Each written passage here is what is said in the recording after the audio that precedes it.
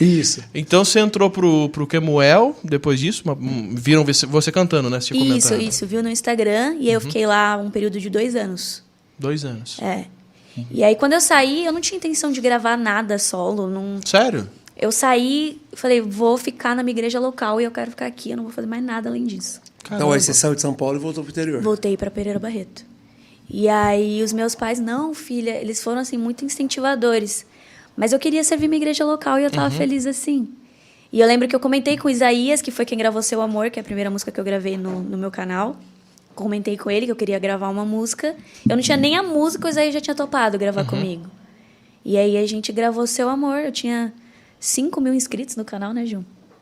E a gente soltou a música. Até hoje, se você me perguntar como eu paguei Seu Amor, eu não sei. Ah, como você pagou o vídeo? Eu não faço ideia.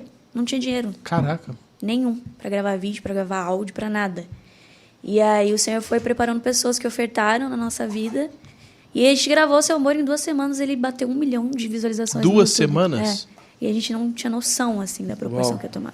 E ele veio... A música veio num momento muito importante pra mim, né?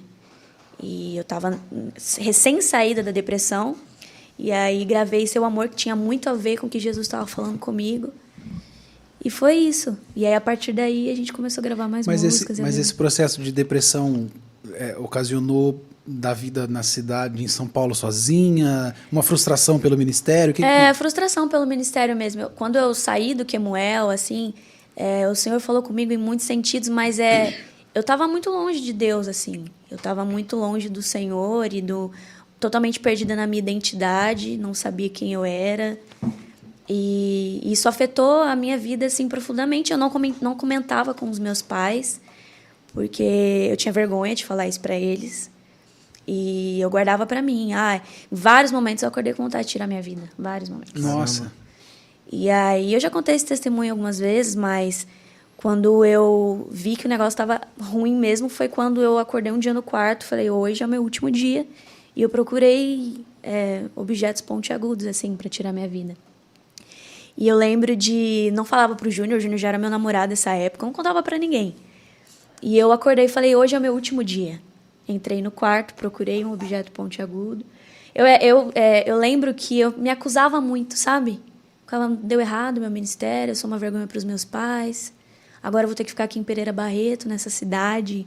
Culpava a cidade, como se Deus dependesse da cidade para fazer qualquer coisa na minha vida. E falei, hoje é o meu último dia. Aí o Espírito Santo falou, então faz uma última oração.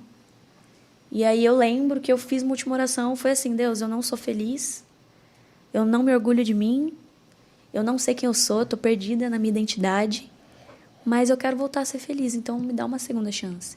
E aí quando eu abri os meus olhos, eu estava na sala da casa dos meus pais, eu não lembro como eu fui para lá. Minha mãe fala que eu só cheguei pedindo ajuda. Caramba. E aí eu pedi ajuda, eles oraram por mim e eu fui liberta daquele sentimento naquele dia. Mas nisso sua família acompanhou essa depressão ou foi sozinha? Você sozinha, estava sozinha? minha. Só eu. Caraca. Fora do quarto você estava normal, sorridente. Sorridente, Contou também, né? vivendo e não contava isso pra ninguém. Eu acho que o processo da minha cura começou quando eu expus isso pra minha família, né? Quando eu contei isso pra alguém. E se não fossem os meus pais que estiveram ali comigo nesse processo, não sei como é que teria sido isso mais pra frente, né? Eu não entendia muito bem porque eu tinha passado por aquilo, eu não tinha vontade de contar pra ninguém isso. Pra mim ia ser uma coisa que só ia ficar entre eu e os meus pais. Mas não fez terapia? Não cheguei a fazer. Eu tinha muito, na verdade, tinha aquele negócio de um tabu, né? Ai, crente fazendo terapia. Sim. Nasceu na igreja. Falta de Deus. Tudo é demônio, né? Falta de Deus, isso aí é... Tudo é pecado e demônio. Exatamente. E façam terapia, inclusive, é muito bom, importante. Depois eu fiz e foi importante para mim, mas nesse período eu não fiz.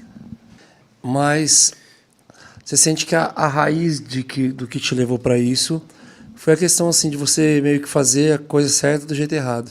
É exatamente isso.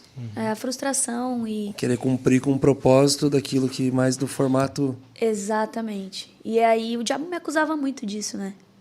Eu olhava para trás e eu ficava... Eu fui uma mentira, totalmente longe daquilo que o Senhor... Eu lembro que quando um pastor amigo nosso, ele chegou para mim, eu estava nesse período de transição, tinha acabado de compartilhar com os meus pais o que eu tinha passado e tudo. Ele chegou, Lude, até hoje, Até um período da sua vida você foi quem os seus pais queriam que você fosse. Até hoje você foi quem você queria ser. Mas eu vejo que Agora- Deus quer que você seja, a partir de agora, quem Ele quer que você Ele seja. quer. E foi E a a partir daquele identidade, momento. né, cara?